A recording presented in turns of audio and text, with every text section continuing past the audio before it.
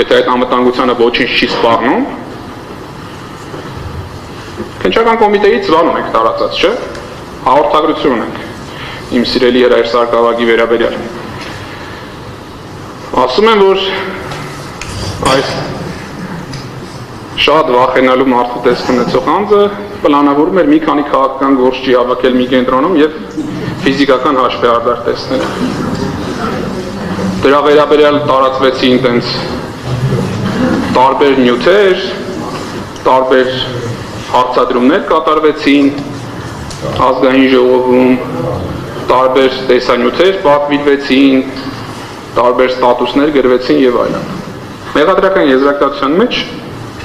նման մեղադրանք այս մարդուն առաջադրված չի, դա ինչի։ Իսկ իրապահ մարմինները տեսնելով, որ նման խոսակցություններ օրինակ իրենցից անկախ տարածվում են, երբևէ գործադրել են նույն ինտենսիվությամբ կատարել հրապարակային հայտարարություն, որ հարգելի քաղաքացիներ,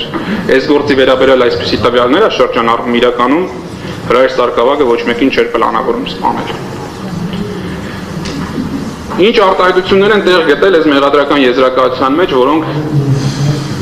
մարդկանց կարող են շփոթության մեջ գցել։ Էլի շատ 100% բառացի չեմ ասի, բայց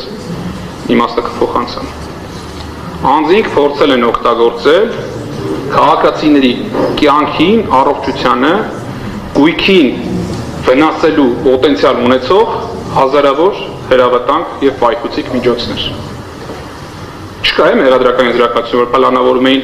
անձանց կյանքին վնաս պատճառել, անձանց առողջությանը վնաս պատճառել։ Կա արտահայտություն, օգտագործելու էին այսպիսի պոտենցիալ ունեցող միջոցներ։ Միջոցներն էլ որն են, գունավոր ծուխը, որ ամեն ակցիային օգտագործում էին 10-20 հատով, եւ ամանորյա 10 դրամանոց այդ բոմբերը։ Հիմա եթե մենք համեմատության անցկացնենք հունիսի 12-ի լուսաձայնային նռնակների միջև, որոնք մարդուն ձեռքից էին զրկում, ու այդ 10 դրամանոց բոմբերը, ճայթրուկ, այո, որևէ մարդ կարող ասի, որ սրանով հնարավոր է մարդու կյանքին առողջությանը վնաս պատճառել, միայն մի եղանակով եմ պատկերացնում, ոնց կարելի է դրանով մարդուն վնաս պատճառել, բայց եթերային չի չեմ հնչեցնի։ Եվ ազատ վաճառումը ընդհուպ իրականում պրոբլեմ է, որտեղ կարող է մարդկանց նյարդերին ազդի, այդ իմաստով այլ կարող է առողջությանը վնաս պարունակի։ Բայց համեմատության մեջ օրենքով թույլ չտրված հատուկ միջոց լուսաձայնային նռնակ, որը 100 մարդու ուղարկում է հիվանդանոց եւ ամանորյա ճայթրուկ։ Քննչական կոմիտեն էլ իր կայքեջում հրապարակում էր այդ ծխերի նկարները տակներ գրելով հրավտանգ միջոցներ, որտեղ մարդկա կարող է անգլերեն չգիտի, չի կարող վրեն կարդա colored smoke, գունավոր ծուխ։ Ու այս մեդիա մանիպուլյացիաների միջոցով այսքան ժամանակ փորձում են հիմնավորել, որոնց գործով մեղադրյալները ահաբեկիչներ են։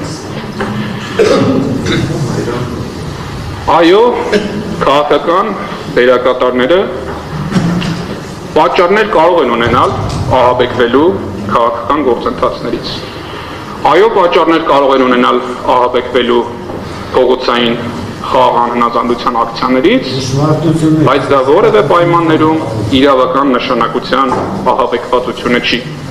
Դա որևէ պարագայում քրեական օրենսգրքի հոդվածը չի, որը կոչվում է ահաբեկչություն, եւ որևէ պարագայում այդպիսի վախերը սփոփելու պարտականություն չունեն Հայաստանի Հանրապետության քննչական կոմիտեն եւ գլխավոր դատախազությունը։